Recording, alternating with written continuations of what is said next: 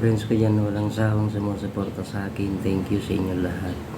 Like, follow, share, comment para meron tayong mag-upload na yun kay Meta. Papansin tayo at mapansin tayo, guys. Ito na naman tayo, gumawa tayo ng videos natin para sa ganun meron tayo may upload.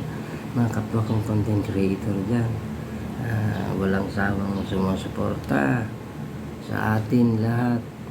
Kailangan tayo mga kapwa kong content creator, magsuportahan tayo, lalo na tayong maliliit pa. Kaya kinakailangan mag-upload tayo ng mag-upload ang ating mga videos natin. Gawa tayo ng content natin na original para sa ganun